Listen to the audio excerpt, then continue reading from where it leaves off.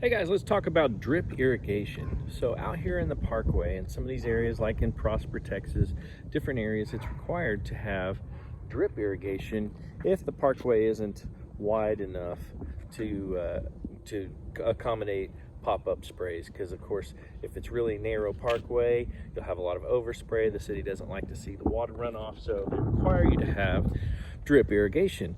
And so the problem that persists whenever we try to level a lawn with drip irrigation, we ended up destroying the whole zone or whatever like that. But you know what, sometimes it's just necessary to come out, destroy a whole zone with drip irrigation just so we can get that perfect, awesome level grade.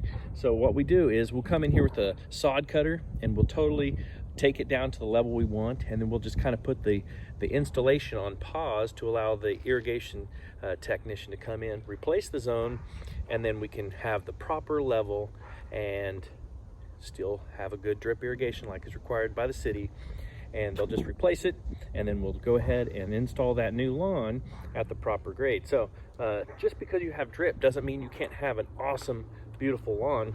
It just means a little bit of extra work is needed, and the final result is going to be well worth it, because I don't know if you can see across the street or whatever, but the soil level is really high, and if we just come in and put a new lawn on top of that, it's going to be really high and it's going to look really silly. And just a little extra work, a little extra scheduling, a little extra kind of a, I guess, just pain in the neck trying to make this 1-day install into a 2-day install or a 3-day install for waiting on an irrigation tech. It's well worth the wait to do it the right way, and in the end we're going to have a beautiful, awesome lawn. So anyways, don't be afraid to re-level your lawn. If you're going to spend the money on getting an awesome new lawn, you might as well do it the right way. So drip irrigation, while it is a pain in the neck for sod installers, we still can work around that and give you exactly what you need and do it the right way. So adios guys.